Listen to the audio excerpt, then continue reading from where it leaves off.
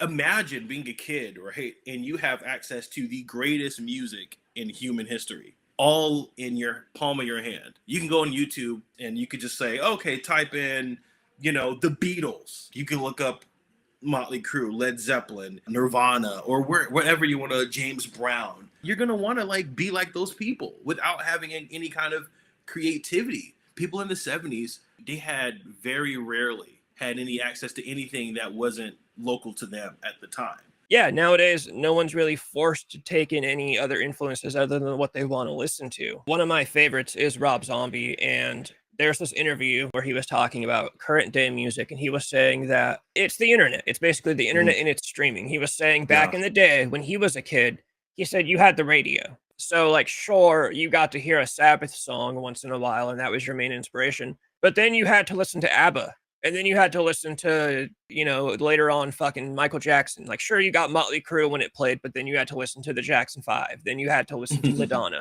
Even if you're going to start a satanic black metal band, listen to Sabrina Carpenter. You should be taking influences from everywhere. No kids are really forced to listen to anything other than what they want to listen to.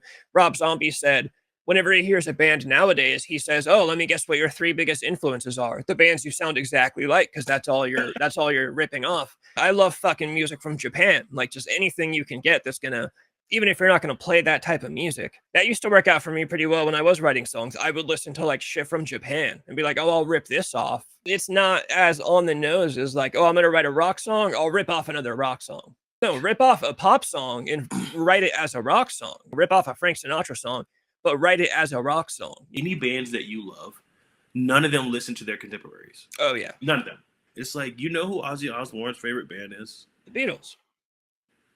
You start listening to Black Sabbath songs, you can literally hear like John Lennon in his vocal melodies, the way he's John Lennon. They just, you just take influence from something and you just put it over something different. I don't want to say it's really that simple, but I mean, yeah, you just don't listen to Led Zeppelin and then try to play music that sounds like Led Zeppelin. You listen to Led Zeppelin and then try to write pop music, or you listen to pop music and try to play something that's closer to, Right.